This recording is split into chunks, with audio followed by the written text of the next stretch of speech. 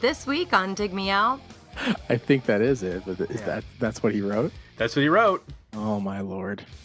How do you get that gig? Tim and Jay review Subliminal Plastic Motives by Self. What an incredible view. Why don't you soak it all in? I've been given the option to live in. Hello and welcome to another episode of Dig Me Out. I'm your host, Tim Minichi, and joining me for episode 190, season 4, as always, my co-host, Mr. Jason Ziak. Jay, today is the day that we review a band that I have to criticize, although I will share later that the actual lead singer shares the same criticism, called Self, which if you Google Self, kind of have a hard time finding the band. Yeah. The lead singer, and pretty much the multi-instrumentalist who is the entire band, his name is Matt Mahaffey. I read an interview with him on the Vice has a music section called Noisy, and they did an interview when their new EP came out this year. Matt was asked about, the band's kind of off and on in terms of their production over the years. And they asked, why do you just put out a single every other year or every year? And he said, this is a quote from the interview. He said, "I've been doing singles here and there simply because these rappers keep coming out and calling themselves Self, like 1 year at the very least. So I would put a single out just to say, look, we've got a release. I got a lot of rappers. I guess a lot of rappers don't Google it to see if someone is using the name. I'm just tired of paying lawyers to send cease and desists out." So there you go. That's amazing. I've noticed that on Spotify with some other bands. One that comes to mind is a band called DAD that I like a lot. They're from Denmark. Their stuff is not always easy to find. And, of course, there's a hip-hop artist called DAD now. It's not even like, it's like some kind of local or small-time thing. So half of the records on Spotify for DAD are this hip-hop artist, and the other half are the band from they started like in the mid-'80s from Denmark called DAD. Mm-hmm. And it's it can be really confusing when you go, like, for them, I hadn't listened to them in like a decade, so I was going through and like, trying to find some of the stuff I had missed, and you're like, wait, which is this? And you have to judge by the album cover, right? Or the album title. You're like, is this likely the bad hip-hop artist or the band from Denmark? I don't know. Or maybe they just changed their sound. Perhaps. So were you familiar with the band Self, Jay? Yeah. Oh, well, I mean, I recognize the name. I recognize like the logo. The album cover looks familiar. But other than that, I wasn't. And I was vaguely familiar with what they probably sounded like. I don't know, does that make sense? Like, mm-hmm. I'd never heard them, but I'd heard them described and from people or from, various magazines or what have you. Right. So I had some kind of sense of, what they maybe sounded like. But other than that, no, I hadn't really listened to them.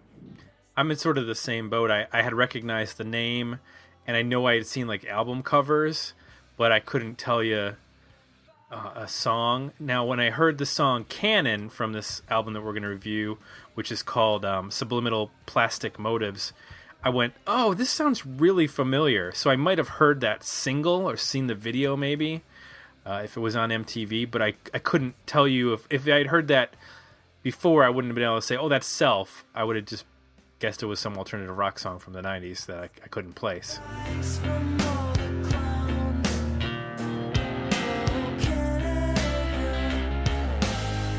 Your frustrations to the ground. They wait in the wings for you to fall.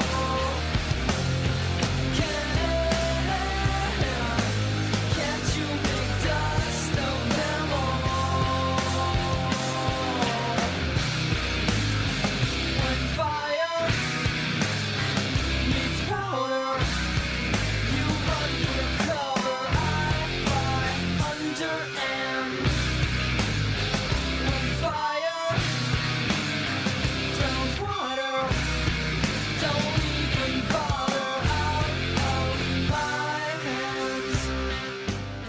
So let's talk about the history of Self. History of the band.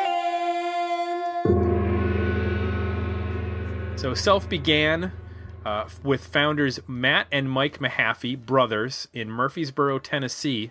They started recording when they were kids in the early 90s. They had played with some other groups. So as I mentioned earlier, Matt Mahaffey is the primary performer of all the instruments and vocals on the studio albums. And then there's like a live band, which includes his brother. They released their debut record, which is the one we're reviewing, Subliminal Plastic Motives, in 1995 on Sponge Bath Records. It was a label that the two brothers founded.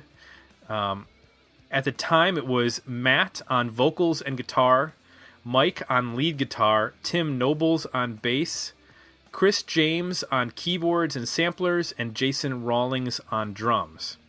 They followed up that debut record with a sophomore album the following year called The Half-Baked Serenade, and that was only available through mail order. It was not a record that was in the stores. And then in 1997, they released another album called Feels Like Breakin' Shit, and that was only released on the internet. So they were exploring alternative distribution methods in the early or in the mid 90s, including, as far as I can tell, a pretty early internet release in 1997. I can't think of a lot of bands that were doing that in terms of releasing their album exclusively for free on the internet. In 1998, they released an EP called Brunch and then an album called Breakfast with Girls.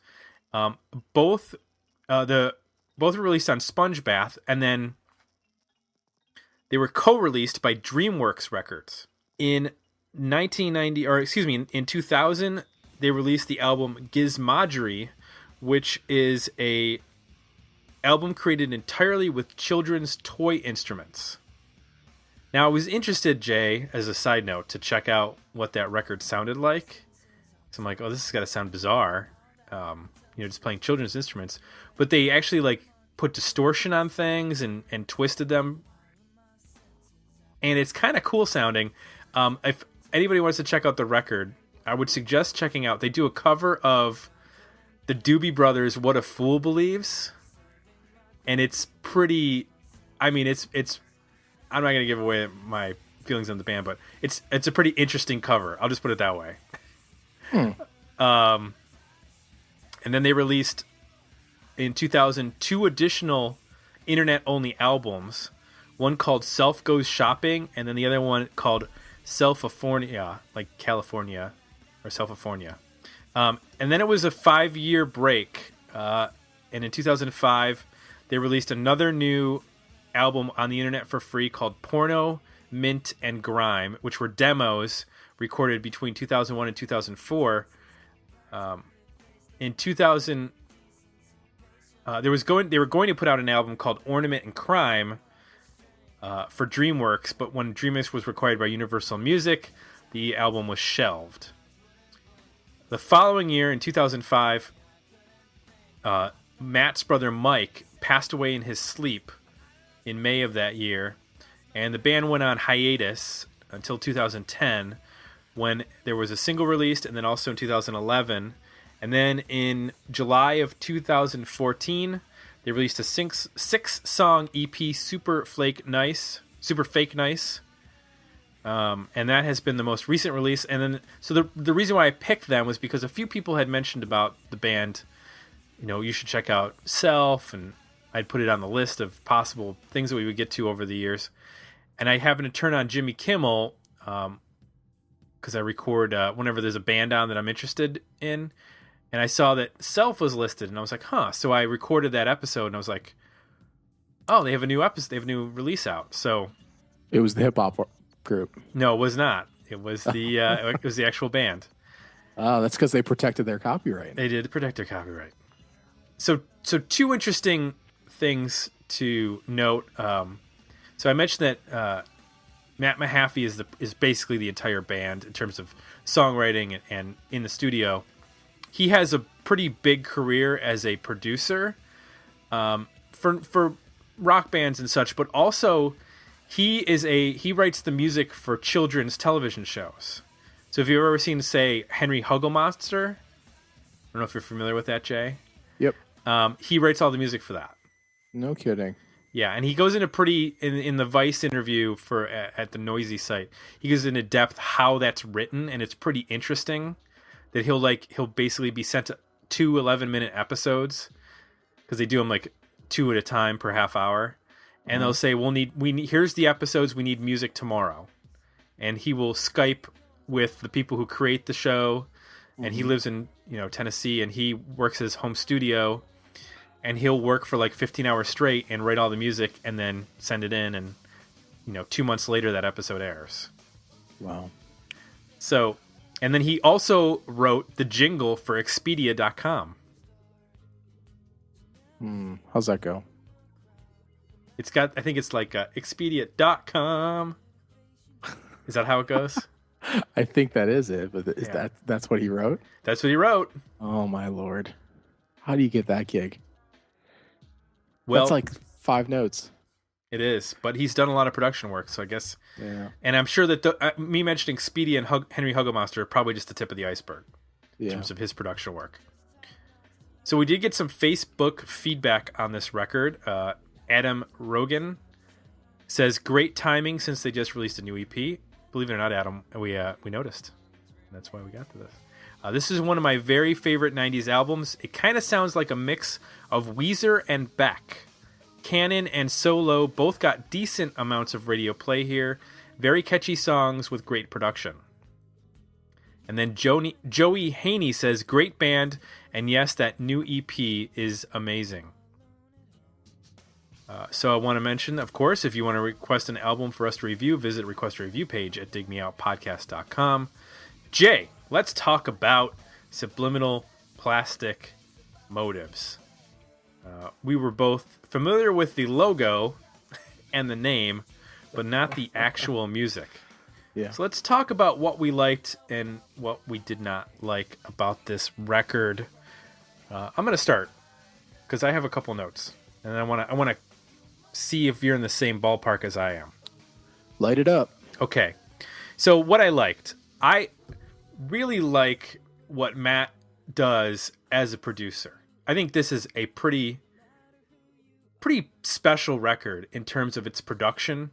For 1995, I'm thinking, the Weezer Beck comparison is pretty spot on. It's got the power pop, big guitar of Weezer, especially in songs like Cannon and Borateen and some other ones, Miss the Friction. But then it has this weirdness, this incorporation of so many different instruments and electronics and stuff, and it has this Beck Odelay kind of sound before Beck's Odelay came out, which wouldn't come out for a little before that. But then it introduces a lot of other really interesting influences. I heard Jellyfish, I heard Red Cross, I hear Ben Folds, I hear Blink of the Star, I hear E.L.O. I mean, this is a band that, or Matt's a songwriter that incorporates a lot of different ideas, and sometimes that's to the detriment of the song because it gets so packed full of ideas that it almost loses its way. But I was never bored by this record. I was confused and I was a little bit annoyed at times, but it kept me interested in wanting to hear it in different ways, whether it was because I was listening to it in the car. It sounds good. When you throw the headphones on, you hear a whole nother world with this record. There's stuff bouncing around from left to right in the earphones and back and forth. There's little hidden instruments that are just sort of trickling in here and there, and buried in one of the channels. And there's a lot of cool stuff that's going on.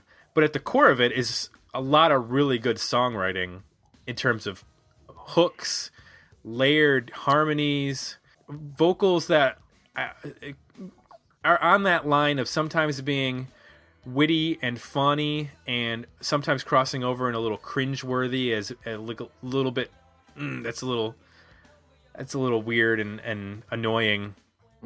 But overall, I think what I really enjoyed the most is just that this record sounds unique to me, and I think it's because of the production, and I think it's because of his songwriting. So tell me what you like. Yeah, it's It's odd in that the production is fantastic and the songwriting is fantastic, but sometimes he may not be his best producer for his own music. So I think the best example of that is Marathon Shirt, which I think buried in there is a fantastic hooky song, but there's so much in the way of it.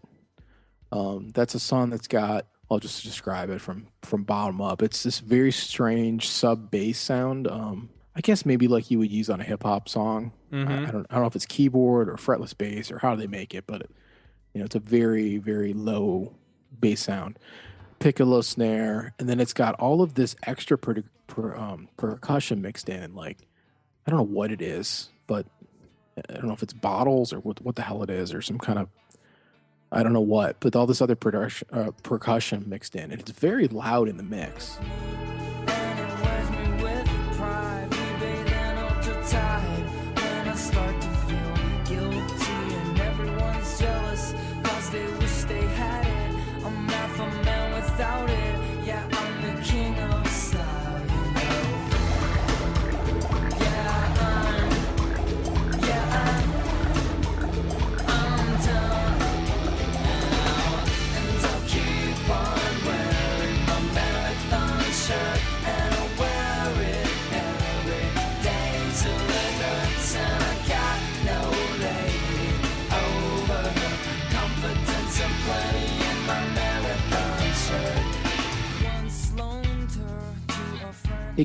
It can be very easy to discount a song based on that because you get so distracted by the sound of those elements. But underneath it, there's all of this.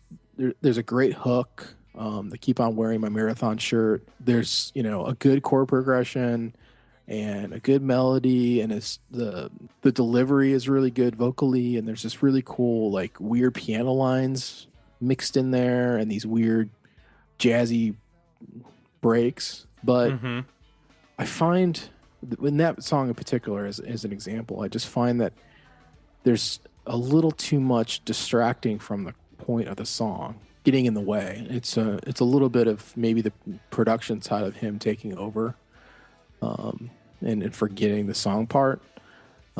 Luckily, the record isn't. This isn't the case with the whole record. I think in a lot of cases he does balance the two, pretty well.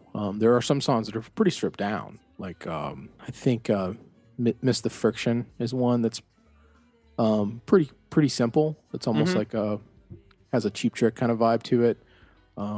Production standpoint, it's just a straight up guitar or bass drum thing. So he can't simplify things. So it's not like every song is like overwrought and all this production stuff.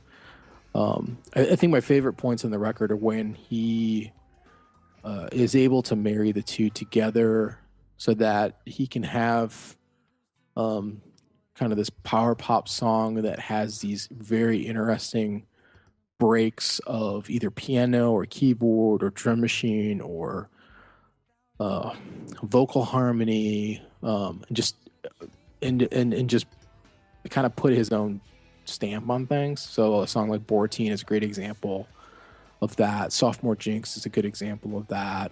Mother Nature's Fault is an example of that, where at the heart of it, it's pretty much power pop, but he brings this whole other layer of just interest to it that elevates it to something pretty special. And I think to your point earlier was it's always interesting. It may not always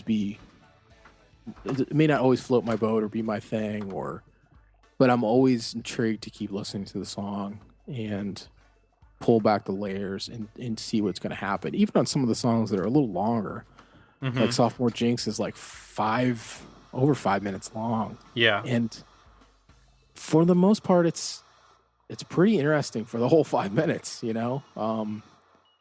which if you listen to the show, you know that we're usually pretty critical of songs that get over the 3.5 to 4 minute mark. And when he does, he's able to do it in a way that really keeps your interest, which is admirable.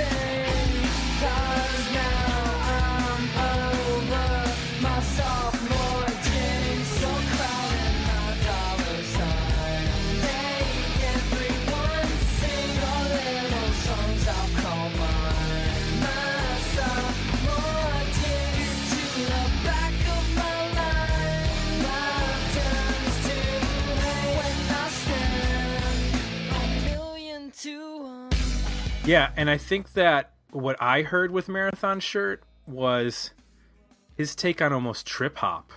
Like I could have heard Tricky over top of that intro part, or the basic part of it when it's introduced at the beginning of the song with you're mentioning with like the bottles and the production, like it had that element to it. And 95, this is prime trip hop time for like Massive Attack and Tricky and Portishead and those sorts of bands. Sophomore Jinx, that's one of my favorite songs on the record. Again, it's got this like cool element to it that is drawing from hip hop and electronic artists, but he's able to do it in a way that if you're into the heavier stuff on the record, the Borateens and the Mother Nature's Fault canon, those sorts of bands, it doesn't feel like that big of a leap because he's able to integrate sort of odd breakdowns. And now on Marathon Shirt, I didn't particularly care for those like jazzy breakdown parts. I thought they were a little jarring. But I think he does that well where he in other parts where he introduces it as more like a subtle melody part as opposed to completely rearranging the song to fit into this like weird jazz part. I think one of the songs that really works in terms of the weirdness is Lucid Anne, because he takes like when you listen to that drum beat, you're like, oh, I've heard that drum beat on about 1 billion 90 songs. It sounds like the drum beat on like, what's that? Not Sugar Ray. Everlast. It has like that. Yeah. But he cuts off the last part of the beat and turns it into an odd time signature. And that's kind of brilliant because he's taking something and then twisting it to make it more complicated. Yeah. It saves the song for me. Yeah. Because that was a song where first couple listens, I mean the drum sound, the drum loop is really loud. So you're confronted with it. And I appreciated right away that he was playing with, the time signature with it, which was unexpected, but it made it interesting. So there's even some starts and stops and just accents and things that happen that are really interesting and cool. The more I dug into that, though, that was another song where, like Marathon Shirt, where I felt like buried in there is a lot of really cool melodies. There's a cool chord pattern in there that you just get lost because that drum loop is so loud. It's so in your face that the rest of the song, it gets hidden. It kind of reminded me of, like Everlast is a good example, or was it Primitive Radio Gods? Remember that song? Yeah, that standing on the corner. Right. And in those songs, there's really nothing to those songs. You know what I mean? There's nothing melodically interesting about them. So that drum loop's pretty important to those songs. This is a case where there is a lot of really cool stuff going on, but it's getting overshadowed by this really loud drum loop. And I just wish that in the cases of those two songs, you could kind of go back and just remix them and pull forward. Not even like change the instrumentation or anything, but just remix them so that you pulled forward some of the melodic aspects of the song and the chords and push back some of the progression and drum stuff.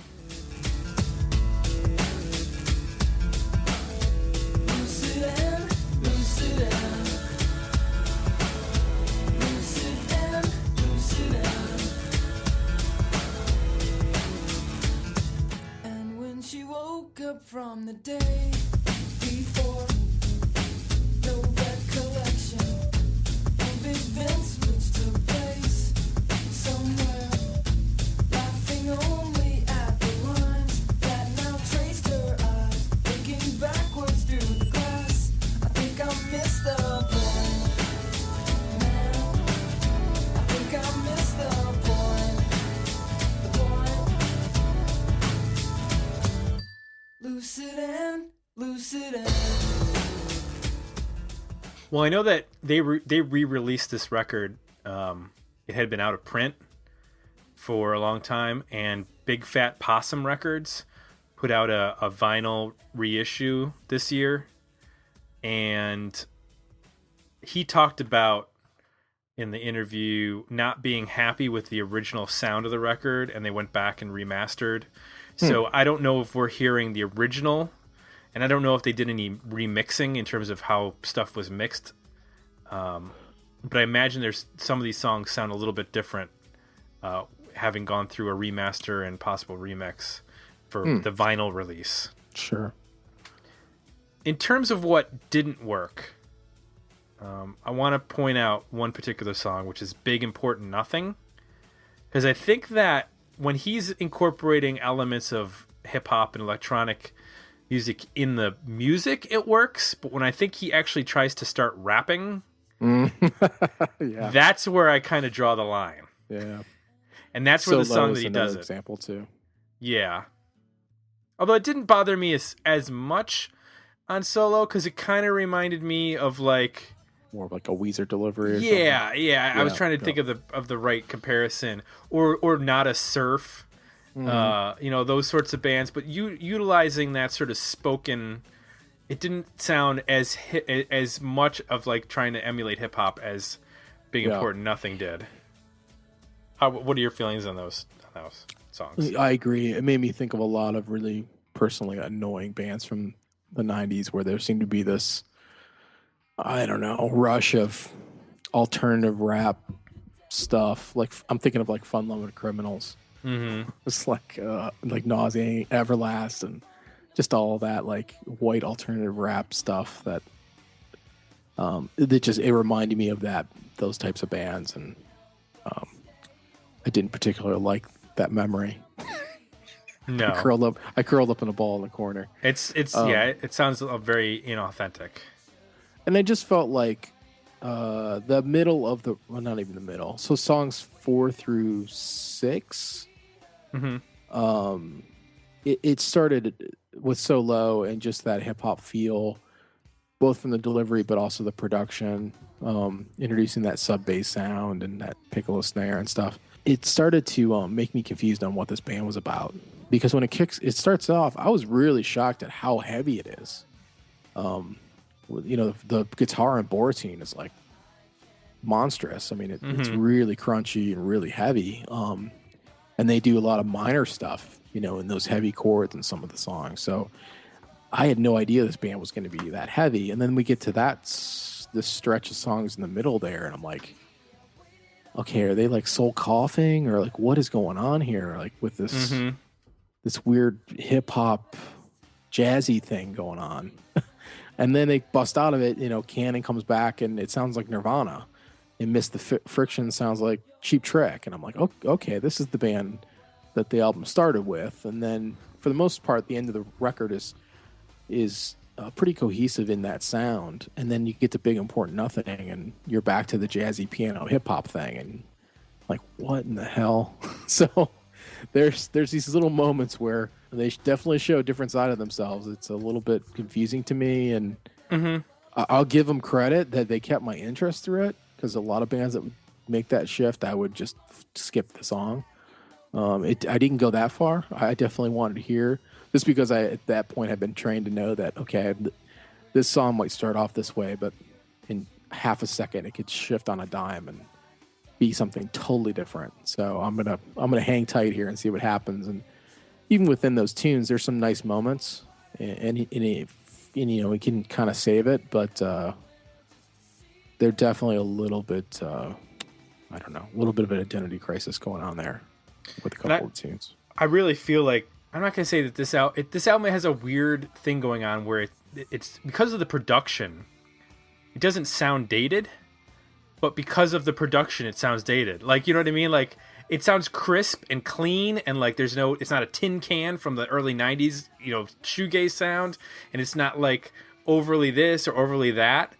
It sounds like it could have been made today on somebody's, Pro Tools, and, done all these snippets here and there with all these different parts. But at the same time, like, there's so many things that are like so 90s about it that the production of it makes it sound, it's like a weird conundrum going on with this record where I can't help but like think of Beck and Jellyfish and Weezer when I hear this record. But at the same time, it's like, I don't think there's a band capable of making this music today.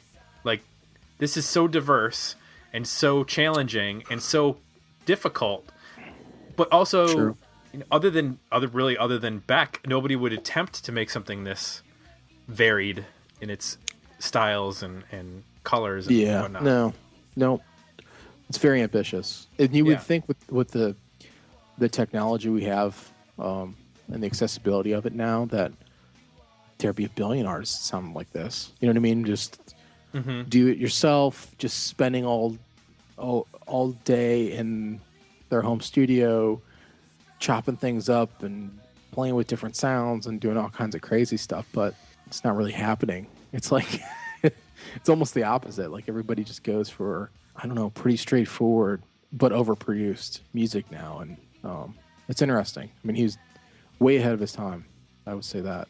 Absolutely. So let's talk about our overall ratings in terms of worthy album, better EP, or decent single. Jay, where do you fall on that particular scale for this record?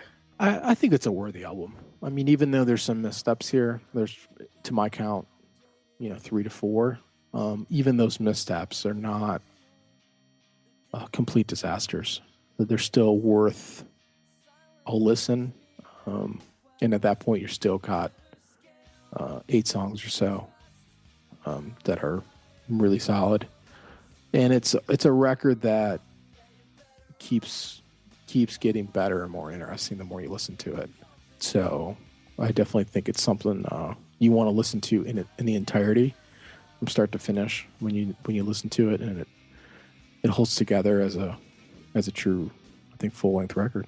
I agree with you. I think if you only listen to, say, 1 or 2 songs, you're not going to get the whole record. You're not going to understand what's going on throughout this whole record. This is definitely one you have to consume the whole thing, and you probably need to do it a couple times. Not that it's inaccessible, like it's not some progressive rock record that's complicated and you can't get your head. I mean, this is incredibly catchy music. It's just what's going on around it is so intricate in many ways that you have to kind of redigest it each time and focus on different aspects of it to get the whole thing. I'm with you. I think it's a worthy record, and I think it's probably in the for me the 9 to 10 range in terms of the songs that I like. There's really only a couple that I didn't particularly care for. So this is a cool find for us. Self's debut record from 1995, Subliminal Plastic Motives, getting 2 worthy records or worthy albums from us. All right. Well, all right. Got a little Matthew McConaughey there. So if you would like what you heard, please consider leaving us some positive feedback over at iTunes. We greatly appreciate it. And if you have an album that you would like us to review, head on over to digmeoutpodcast.com and we shall review it. Just, read the page and then figure out how to get that suggested to us. I want to thank everybody for listening, and wherever you're listening to us, whether it's on Radio IO or Stitcher or whatnot, be sure to hit up digmeoutpodcast.com. Every day we are posting stuff, upcoming episodes, videos, news, all that kind of good stuff. And next week, we continue down the path of reviewing artists who have new releases out. Ryan Adams has a new album coming out. So we're going to go back to where Ryan Adams started, and we're going to review the first Whiskey Town record from the mid-90s. And we're going to be heading into what they call alt-country territory, Jay, which we've touched on briefly with an Uncle Tupelo record and a Jayhawks record. Although that's probably the least alt-country of all the Jayhawks records, as far as I'm concerned. Although Smile gets away from it too. But we're going to go into the archives of Mr. Ryan Adams, who has a pretty big archive. Yeah, we need to take a break from the power pop. I was thinking about that going into this review, that people are probably sick of us saying that word. Oh, well, we're going to be getting away from it because the next couple episodes, we're not going to be anywhere near power pop. All right. I purposely looked at what we were doing and I was like, you know what? I've got some open spaces here. I'm going to pick some stuff that's way outside of the power pop and rock element. Still touches on the alternative, sounds that we're used to, but get outside of that normal safe territory for us and push us in a little bit different direction. So I think people will be interested in some of the records that we're doing. We're branching out a little bit. And, of course, if they would like us to branch out some more, make a suggestion. We'll take it under advisement. Damn it. Yeah. So for Jay, I'm Tim. We're done. We're out. We'll be back next week with another episode. Dig me out. Wave to your river as I'm flying over northeastern and southwest Mississippi. Never mind the time, though I never mind. Join the conversation about this episode at digmeoutpodcast.com, where you can find links to our Facebook page and Twitter feed, as well as links to our Request a Review and merchandise pages. Machine and your one real unicycle.